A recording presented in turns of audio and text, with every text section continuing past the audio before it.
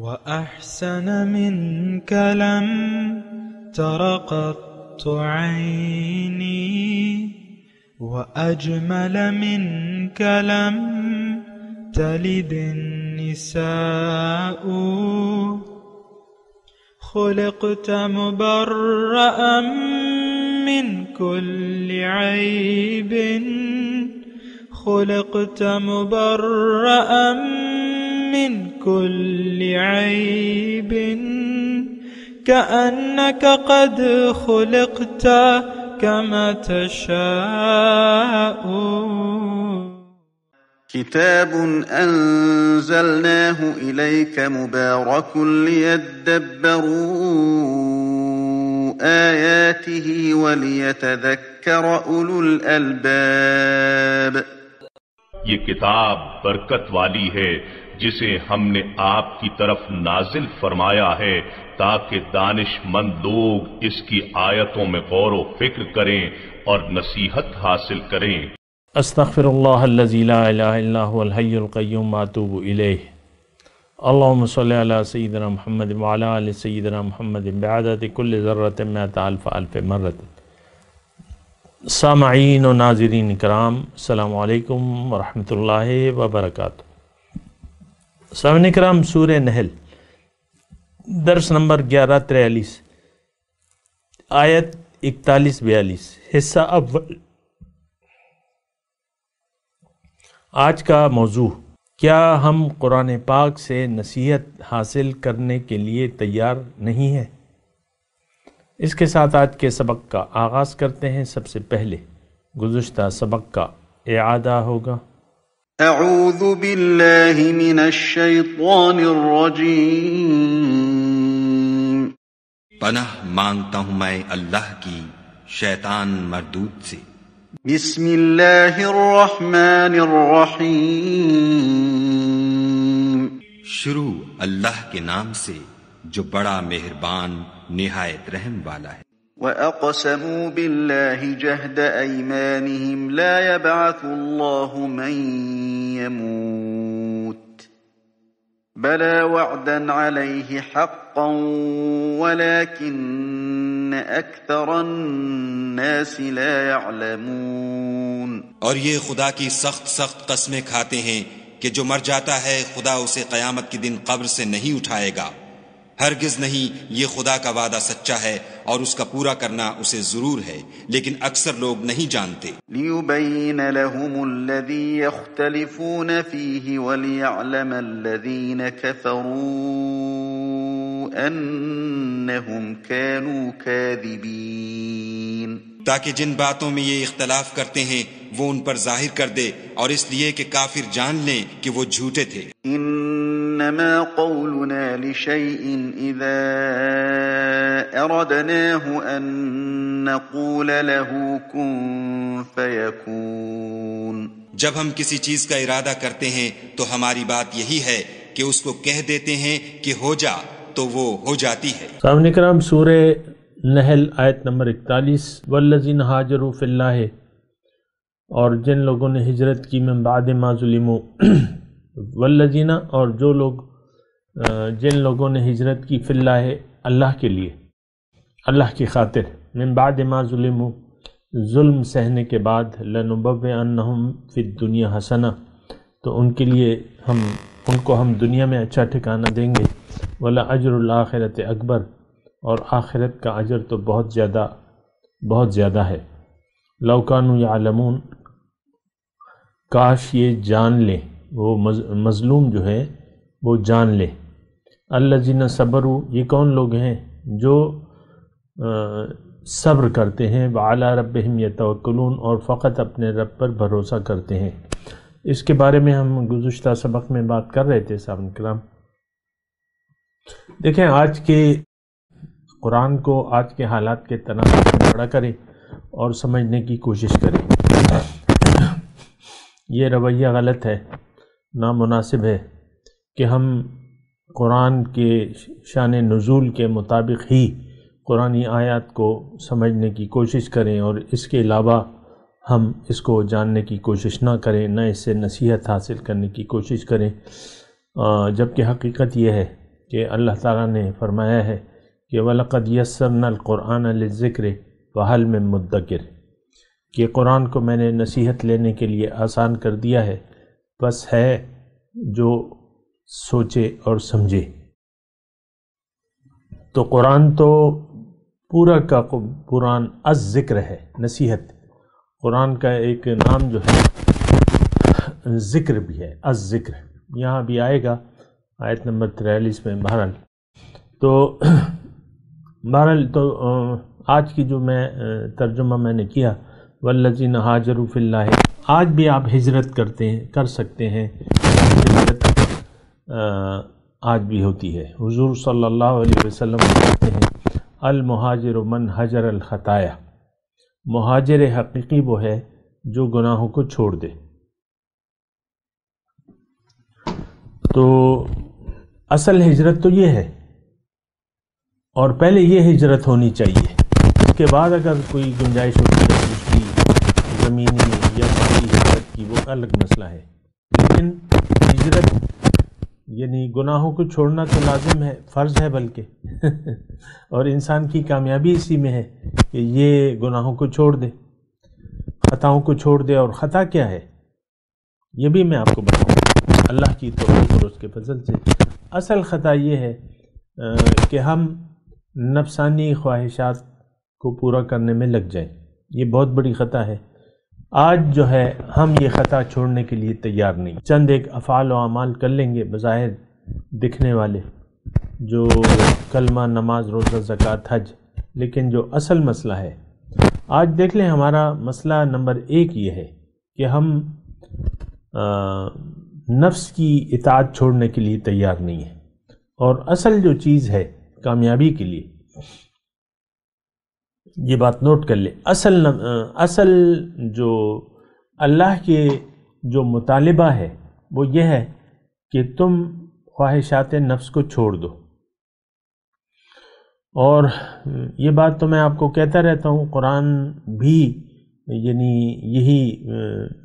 یعنی قرآن کا بھی یہی مضمون ہے، اور میں بھی قرآن ہی کے بارے میں، قرآن ہی کے ذریعے میں آپ کو باتیں کہہ رہا ہوں۔ جو بات بھی میری منہ سے نکلتی ہے الحمدللہ وہ قرآن کے مطابق ہوتی ہے، قرآن کے خلاف نہیں ہوتی۔ یہ جو میں آپ کو بات کہہ رہا ہوں نا کہ اصل نیکی کیا ہے کہ آپ اپنی مرضی کو چھوڑ دیں اور وہ کریں جو اللہ چاہتا ہے، اور وہ چھوڑ دیں جو اللہ نہیں چاہتا۔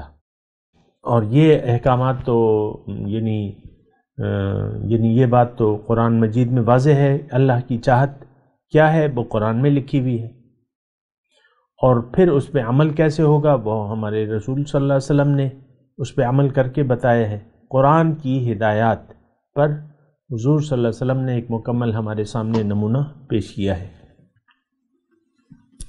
بہرحال اس میں ایک نقطہ تو یہ ہے، بہرحال میں تھوڑی سی اس پہ بات کروں گا، یہ خواہشات نفس کی۔ وَنَفْسٍ وَمَا سَوَّاهَا فَأَلْهَمَهَا فُجُورَهَا وَتَقْوَاهَا قَدْ أَفْلَحَ مَنْ زَكَّاهَا وَقَدْ خَابَ مَنْ دَسَّاهَا۔ اللہ تعالیٰ نفس کے بارے میں کہتا ہے کہ نفس جس کو میں نے پیدا کیا اور پھر اس کی نیکی اور برائی اس کو الہام کر دی، نیکی کیا ہے، برائی کیا ہے۔ اب پھر اللہ تعالیٰ فرما رہا ہے کہ قد افلح، یقیناً فلاح، کامیاب ہو گیا وہ جس نے اپنے نفس کا تزکیہ کر لیا، اور تباہ ہو گیا، برباد ہو گیا وہ شخص جس نے اس نفس کو آلودہ چھوڑ دیا۔ وقد خاب من دسّاہا۔ تو دیکھیں پیغمبر کی جو تعلیم ہوتی ہے، ابھی جو ہم نے یہ آیات پڑھی تھی، وَلَقَدْ بَعَثْنَا فِي كُلِّ أُمَّةٍ رَسُولًا أَنِ اعْبُدُوا اللَّهَ وَاجْتَنِبُوا الطَّاغُوتَ۔ تھوڑا سا دیکھیں، آپ بھی اگر دلچسپی لیں قرآن میں تو آپ سمجھ جائیں گے، قرآن کو سمجھنا آپ کے لیے آسان ہو جائے گا کہ قرآن کا مدعا کیا ہے، قرآن چاہتا کیا ہے۔ ابھی جو میں آپ کو بات کر رہا ہوں اللہ تعالیٰ کے فضل سے اور اس کی توفیق سے، تو وہ یہی ہے کہ اصل جو ہجرت ہے، المہاجر من حجر الخطایا، مہاجر وہ ہے، حقیقی مہاجر وہ ہے جس نے اپنی خطاؤں کو چھوڑ دیا. اور وہ خطاؤں کا میں آپ کو کہہ رہا ہوں کہ وہ کیا خطائیں ہیں. وہ خواہشات نفس کا اتباع ہے. پھر میں نے قرآن کی ایک آیت پڑھ کے سنائی، اور ابھی اور بھی میں آپ کو تھوڑا سا بتا رہا ہوں کہ فخلف من بعدہم خلف اضاعوا الصلاۃ واتبعوا الشہوات. جو آیت میں نے بھی پڑھی، اس سے پہلے جو ہے اس آیت سے پہلے نیک لوگوں کا تذکرہ ہے. اس کے بعد اللہ تعالیٰ نے فرمایا کہ ان کے بعد جانشین ہوئے نااہل جانشین، کہ انہوں نے نماز کو ضائع کر دیا اور خواہشات نفس کی اتباع شروع کر دی. تو اس کی میں نے اپنی جگہ تفصیل کی ہے، لیکن یہاں جو نقطہ کہ یا تو آپ دین پر عمل کریں گے، یا تو اللہ تعالیٰ کی رضاؤں کے مطابق زندگی گزاریں گے، یا خواہشات کا واتبعوا الشہوات، یا خواہشات نفس کا اتباع کریں گے. اور یہ بیماری جو ہے آج کل اگر آپ دیکھیں تو ہمارے رگ و پے میں بس گئی ہے. ہر رگ رگ میں یہ ہماری خواہش ہے کہ مرضی میں نے اپنی کرنی ہے. یہ پوری قوم جو ہے اس بخار میں مبتلا ہے کہ میں نے مرضی اپنی کرنی ہے، چاہے جو کچھ بھی ہو جائے، چاہے قرآن میں جو بھی لکھا ہو، چاہے رسول کا جو بھی طریقہ ہو، لیکن میں نے ان سب کو دیکھنا ہے اپنی مرضی کے مطابق. پک اینڈ چوز والا معاملہ ہے. اور میں آپ کو کہتا رہتا ہوں کہ ہمارا جو ہم زندگی گزار رہے ہیں وہ دراصل تو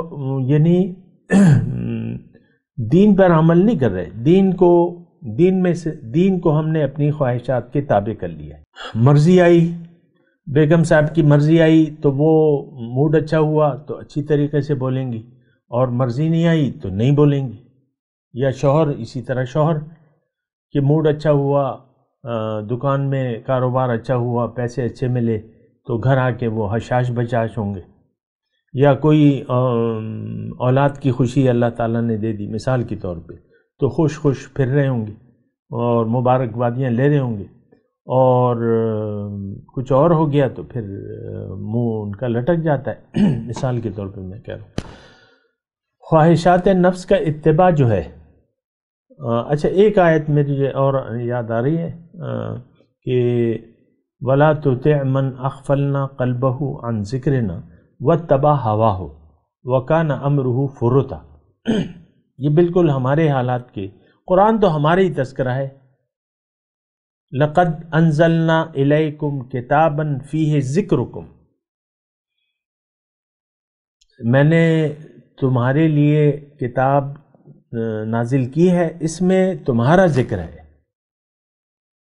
تو افسوس کی بات یہ ہے، دیکھیں مجھے بہت زیادہ افسوس بھی ہوتا ہے، اور بات بات پہ میں آپ کو متوجہ بھی کرتا ہوں کہ ہم قرآن فہمی سے ہمارا کوئی شغف نہیں ہے. یہ تو ہماری مطلب ایک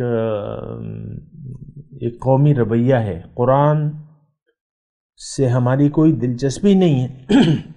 قرآن کو سمجھنے اور قرآن سے ہدایت لینے کی ہماری کوئی دلچسپی نہیں ہے.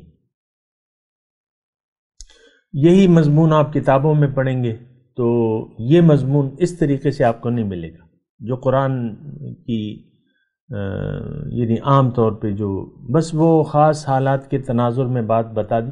یہ میں اس لیے آپ کو کہہ رہا ہوں کہ دیکھیں آپ ہمارا جو قومی رویہ ہے وہ کیا ہے. بہرحال میں جو آیت آپ کو پڑھ کے سنائی ہے میں نے، وہ کیا تھی کہ وَلَا تُطِعْ مَنْ أَغْفَلْنَا قَلْبَهُ عَنْ ذِكْرِنَا، اور تم اس شخص کا کہنا نہ ماننا جس کا دل میری یاد سے غافل ہے. وَاتَّبَعَ هَوَاهُ، اور یہ اپنی مرضی کی زندگی جی رہا ہے. وَكَانَ أَمْرُهُ فُرُطًا، اور اس کا ہر کام افراط و تفریط پر مشتمل ہے. بالکل ہمارا حال ہے. ہمارا دل تو اللہ کی یاد سے غافل ہے، دنیا کی یاد سے آباد ہے. آپ دیکھیں، آپ اپنے دل کا جائزہ لیں، اپنا احتساب کریں. میری تو آپ سے کوئی عداوت نہیں ہے ایسی کہ خواہ میں آپ پہ فتوے لگاتا رہوں. یہ تو قرآن ہے جو ہمارا حال بیان کر رہا ہے، اور میں اس کی آیات پڑھ کے سنا رہا ہوں. وَلَا تُطِعْ مَنْ أَغْفَلْنَا قَلْبَهُ عَنْ ذِكْرِنَا وَاتَّبَعَ هَوَاهُ وَكَانَ أَمْرُهُ فُرُطًا. یہ اب کیا کر رہا ہے؟ اپنی نفسانی خواہشات کا مطیع بن گیا ہے. تو یہ آج ہمارا حال نہیں ہے. ہم مرضی کی زندگی جی رہے ہیں اور جینا چاہتے ہیں. اس کی وجہ کیا ہے؟ اسی آیت میں کہ اس کا دل میری یاد سے غافل ہے. اب آپ خود دیکھ لیں، اپنا احتساب کریں. میں آپ سے کہہ رہا ہوں، آپ سے مخاطب ہوں. آپ اپنے دل میں جھانک کے دیکھیں. ہمارا دل، اپنے دل کو آپ خود ہی آپریشن کریں، دیکھیں، گردن جھکائیں، دیکھیں، اپنا احتساب کریں. ہمارا دل تو دنیا کی یاد سے آباد ہے. یہ میں، یہ بیگم صاحبہ، یہ میرے شوہر، یہ میرے بچے، ہائے میرا بچہ، ہائے میرا بچہ. آپ کی اور زندگی کیا ہے؟ یہ میرا کاروبار، یہ میرا کارخانہ، اور یہ میری سٹیٹس ہے معاشرے میں. میں ایم ایل اے ہوں، اور میں ایم پی اے ہوں، اور میں وزیر اعلیٰ ہوں، اور میں وزیر اعظم ہوں. یہ بڑے بڑے جو نام ہیں یا عہدے ہیں اور بڑے بڑے جو اکاؤنٹس ہیں، یہ تو بہت زیادہ غفلت میں ڈالنے والے ہیں،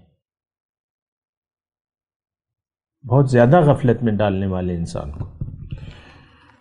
تو بات یہ ہے کہ یہ بڑی ایک نازک بات ہے، اور ہم نے یعنی اللہ سے منہ موڑ لیا ہے. اللہ کی یاد سے ہمارا دل غافل ہے.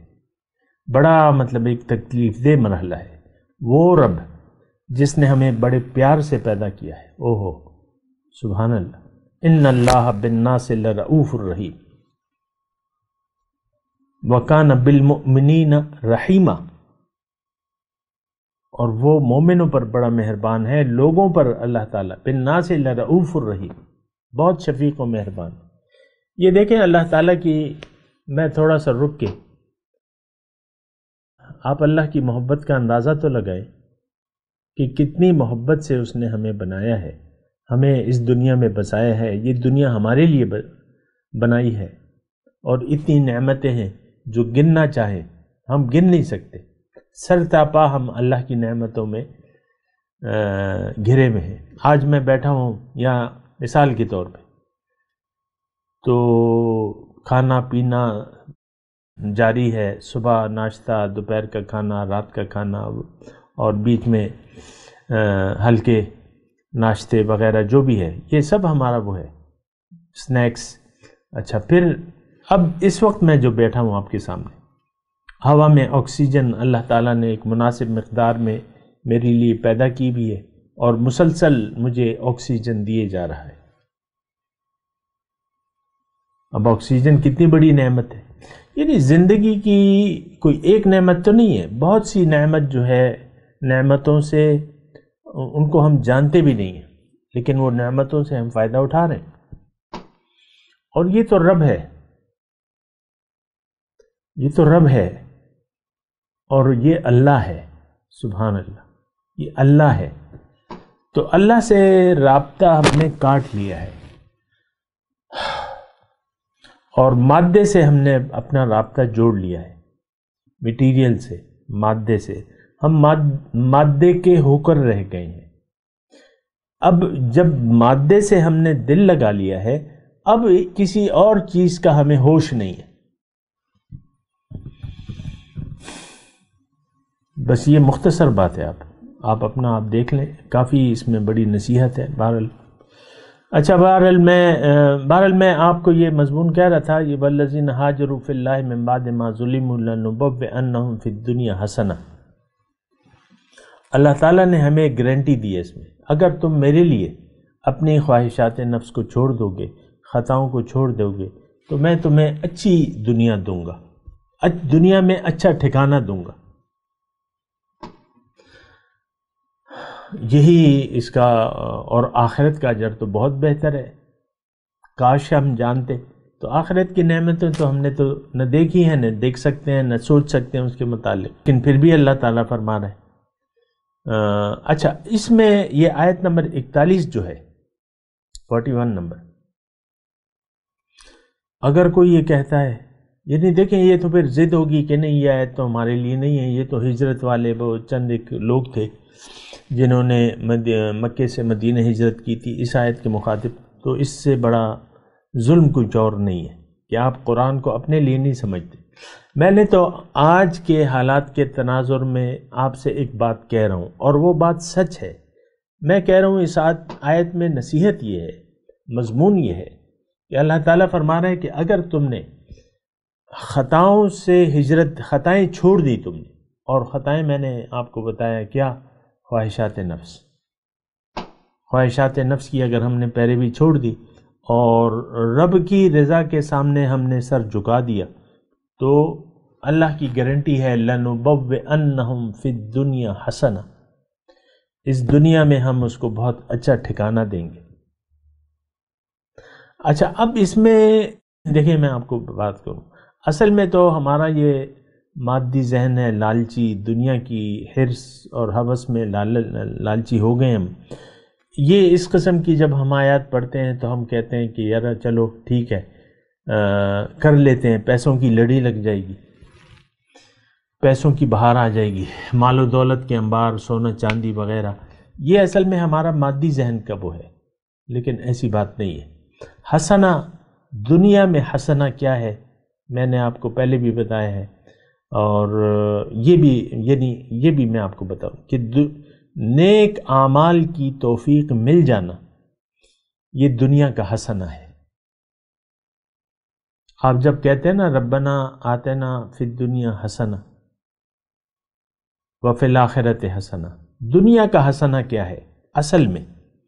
کہ آپ جو سودا لینے آئے تھے وہ آپ سودا یعنی اس سودا لینے میں، یعنی اس کے لیے محنت کرنے میں مصروف ہو گئے۔ دنیا تو سرکار ایک بازار ہے، اس میں اللہ کے قرب، اللہ کی دیدار اور اللہ کی ملاقات کا سودا بک رہا ہے۔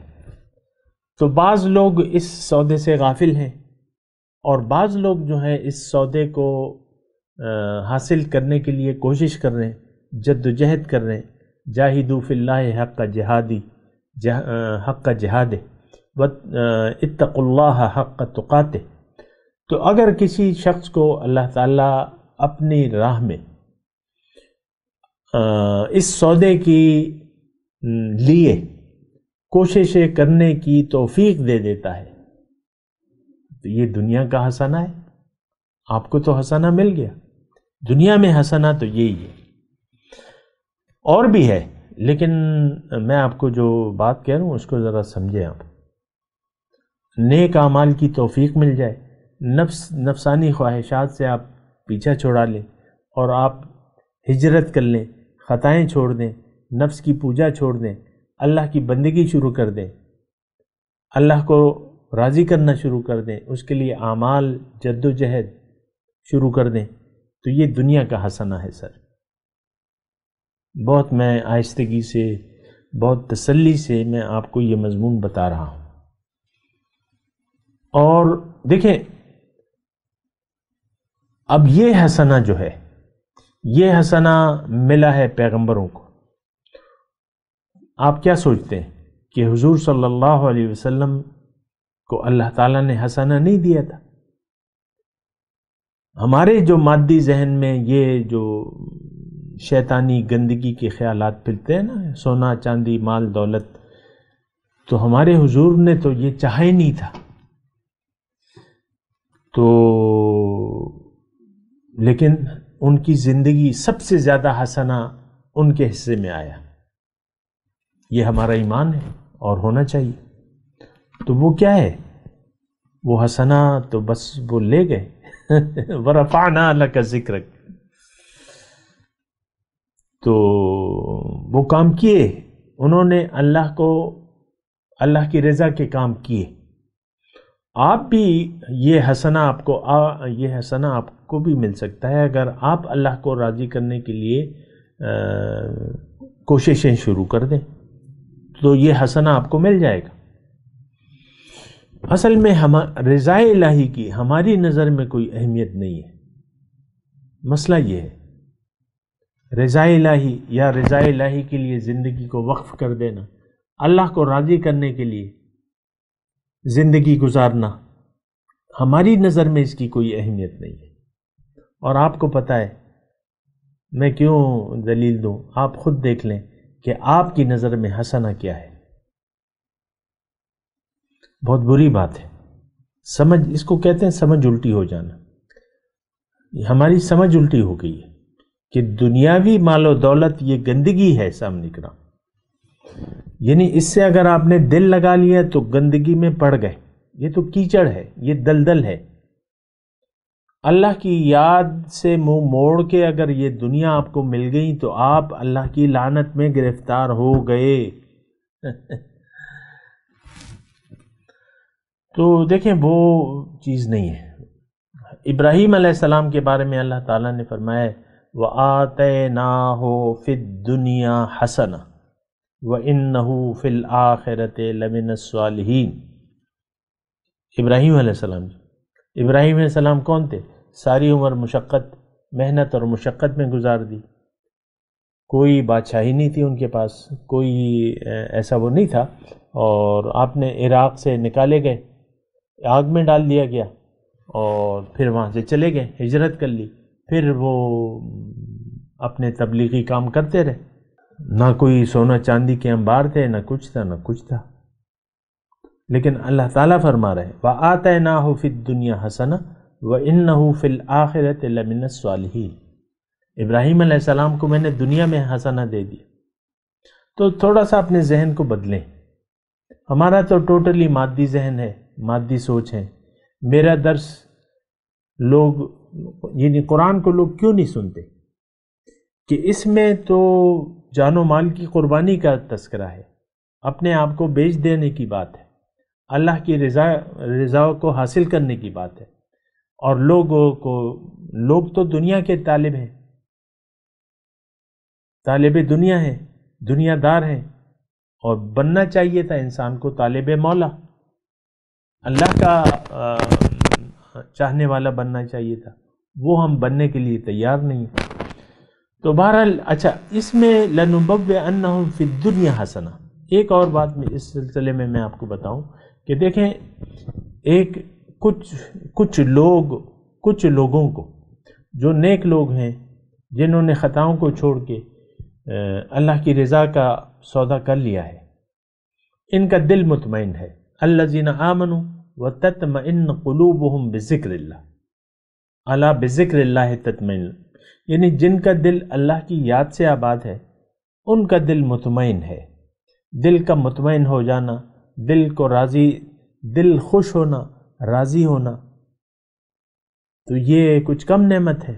ہمیں تو اس وقت اندازہ نہیں ہو سکتا، یعنی جو دنیا دار لوگ ہیں ان کو تو جو قلبی سکون، جس کا دل اللہ کی یاد سے آباد ہے، دنیا کے طالب دنیا کا اس کا احساس بھی نہیں ہو سکتا۔ مسلسل ایک سرور کی کیفیت، دائمی سرور، سکون، اطمینان، یہ حسنہ نہیں ہے۔ حالات جیسے بھی ہوں تو انسان مطمئن، یہ لوگ جو ہیں جو ہجرت کر لیتے ہیں، جو خطاؤں کو چھوڑ دیتے ہیں، مطمئن رہتے ہیں، اور اللہ کی یاد سے، یہ قرآن میں لکھا ہے بذکر اللہ تطمئن القلوب، اللہ کی یاد سے دلوں کو چین پڑتا ہے، یہ بھی حسنہ ہے۔ پھر جب آپ کا دل عرش الہی بن جائے، بعض لوگ تو یعنی بعض اوقات کوئی ایسا کرتا ہے کہ یعنی سوچتے ہیں کہ بھئی ہمیں تو نہیں چاہیے، ہم تو دنیا دار لوگ ہیں، ہم تو دنیا کی باتیں بتاؤ، یہ بتاؤ وہ بتاؤ۔ تو بہرحال یہ ساری باتیں سوچ لیں آپ۔ میں تلاوت کرتا ہوں، میرے ساتھ دہرائیے۔ اعوذ باللہ من الشیطان الرجیم، بسم اللہ الرحمن الرحیم۔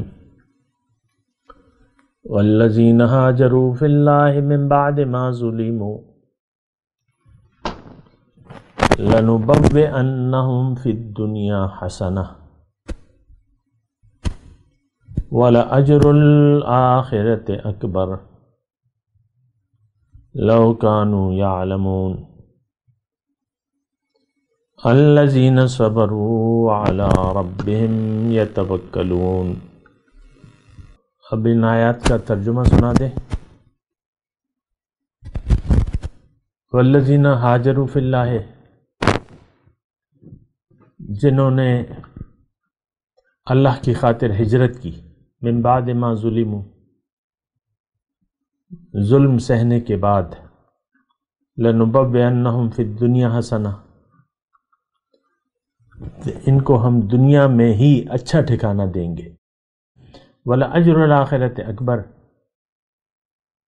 اور آخرت کا اجر تو بہت بڑا ہے، لَوْ كَانُوا يَعْلَمُونَ، کاش یہ لوگ جانیں، الَّذِينَ صَبَرُوا وَعَلَىٰ رَبِّهِمْ يَتَوَكَّلُونَ، جو لوگ صابر ہیں اور اپنے رب، فقط اپنے رب پر بھروسہ کرتے ہیں۔ اب ان آیت کی تلاوت اور ترجمہ۔ اعوذ باللہ من الشیطان الرجیم، پناہ مانگتا ہوں میں اللہ کی شیطان مردود سے۔ بسم اللہ الرحمن الرحیم، شروع اللہ کے نام سے جو بڑا مہربان نہایت رحم والا ہے۔ والذین هاجروا فی اللہ من بعد ما ظلموا لنبوئنہم فی الدنیا حسنہ ولأجر الآخرة اکبر لو كانوا یعلمون۔ اور جن لوگوں نے ظلم سہنے کے بعد خدا کے لیے وطن چھوڑا، ہم ان کو دنیا میں اچھا ٹھکانہ دیں گے اور آخرت کا اجر تو بہت بڑا ہے، کاش وہ اسے جانتے۔ الذین صبروا وعلی ربهم یتوکلون، یعنی وہ لوگ جو صبر کرتے ہیں اور اپنے پروردگار پر بھروسہ رکھتے ہیں۔ اس کے ساتھ ہی سامعین کرام، آج کے درس کا وقت اختتام کو پہنچا۔ انشاءاللہ اگلے درس میں ملاقات ہوگی۔ وآخر دعوانا ان الحمدللہ رب العالمین، والسلام علیکم ورحمۃ اللہ وبرکاتہ۔ مولایا صلی وسلم دائما ابدا علی حبیبک خیر الخلق کلہم۔